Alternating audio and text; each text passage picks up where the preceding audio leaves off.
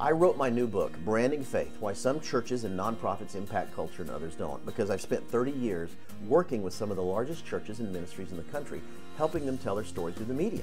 And I discovered that most of them don't do it very well. And the fact is, culture has changed in the last 30 or 40 years.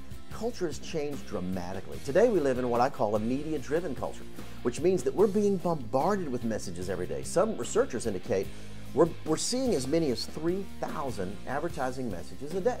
The U.S. Census Bureau says that most teenagers today will spend 5.5 months of the year listening to their iPod, surfing the web, going to movies, or watching television. So media permeates every area of our life. I believe that if the religious community is going to have a voice in today's culture, we've got to understand the media and understand how to tell our story effectively to that culture.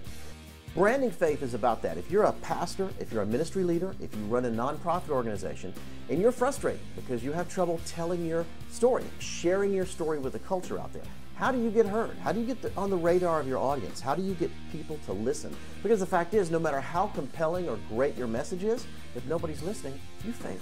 So I believe that branding is the key. And branding is simply how to tell your story in a compelling way, whether it's a product, a person, or an organization. So everything can have a brand, whether it's Nike tennis shoes, whether it's Oprah, whether it's Tom Cruise, whether it's the American Bible Society, whether it's Joel Osteen. Every organization in America can have a brand, which is, again, just a compelling story that surrounds it. What is your story? What is the story that you want to share with the culture?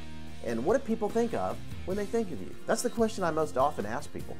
What do people think of when they think of you or your organization or your church? And that's the key. In this book, I talk about the key principles and the elements of how to share your faith in a media-driven culture. How to get noticed, how to get on the radar of the audience, whether you want to fundraise, whether you want to open a soup kitchen, whether you want to fix poverty, whatever your passion or your ministry or your mission is, this book will help you understand it and understand how to tell your story more effectively in today's culture.